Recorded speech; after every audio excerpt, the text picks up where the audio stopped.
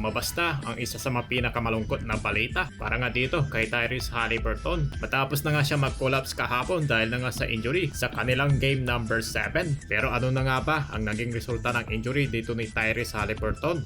Marami nga nagsasabi na baka magaya ito kay Kevin Durant at tumama na nga ang sinabi dito ni Kendrick Perkins nung bago pa lamang mag game 6 na hindi na dapat maglaro ito si Tyrese dahil baka nga tamaan ito ng Achilles injury kagaya nung nangyari kay Kevin Durant. Ganyan na ganyan din daw ang pinayon dito kay KD pero hindi nga dito sinunod. Kaya pagkatapos lamang ng ilang araw ay ayun na, nangyari na ang nangyari, naputol na nga ang Achilles at ganun na nga ang nangyari dito kay Tyrese Haliburton. At sinabi pa nga dito ni Kendrick Perkins bago ang game 6 ay kalimutan na daw nitong sinasabi ng franchise at kanya ng management na wag na maglaro at ipaubaya na dito sa kanya mga teammate. Maganda ang nilaro nitong si Tyrese Haliburton at hindi rin natin dito masasabi kung hindi siya naglaro ng game 6 ay baka nga hindi sila umabot ng game 7. Kaya naman tuloy mahirap talaga ditong sabihin. Parehong pareho ang nangyari dito kay Tyrese Haliburton dito kay Kevin Durant noong 2019 sa parehong NBA Finals at pagkatapos ma-receive niya itong Achilles tendon niya ay isang buong taon ito na hindi nakapaglaro.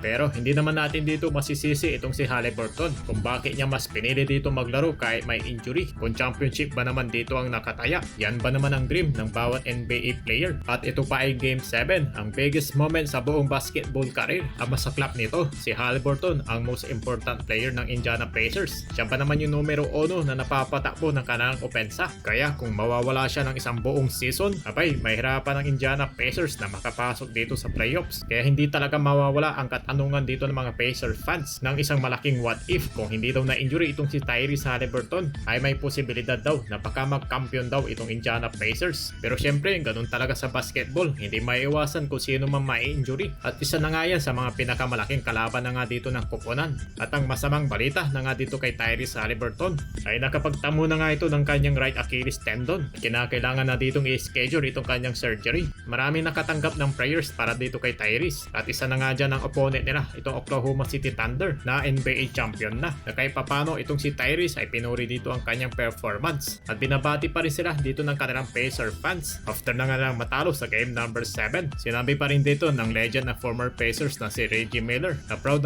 pa rin siya para dito sa Indiana Pacers. Silipin na rin natin ang ilan sa mga video clip na to. Reggie, how proud are you of the guys? So proud. I mean, that's an unbelievable effort to do what they did. Yeah.